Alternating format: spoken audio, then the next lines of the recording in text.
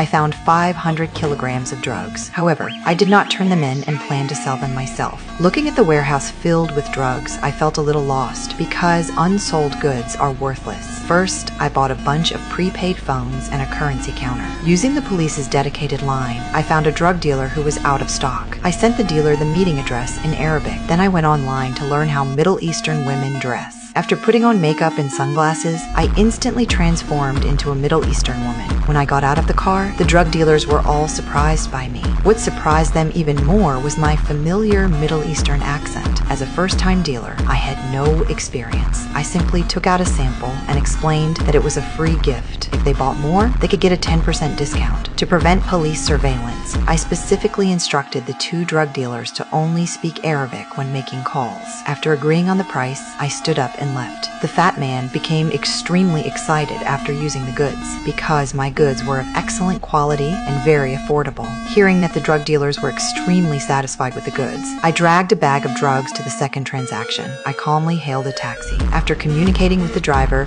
we headed to the transaction location. I knew the most dangerous place was the safest, so I chose the prison entrance as the transaction location. After the transaction was successful, my use of a money counting machine left the drug dealers speechless because they had never seen such a professional drug lord. Finally, it was the drug dealer's turn to inspect the goods, but they discovered an extra portion of drugs in the bag. When questioned, I calmly stated that the extra amount was a gift. Just then, a police car drove by. One of the drug dealers quickly zipped up the bag. Only I remained calm, greeting the police. My composed demeanor once again impressed the drug dealers. From then on, my quality of life improved dramatically as more transactions took place. The police began to notice that a new type of drug was flooding Paris. According to intelligence, they learned that all these drugs came from a Middle Eastern woman. Facing my colleagues who were seriously investigating the case, I remained very calm because they didn't know that I was the drug lord himself.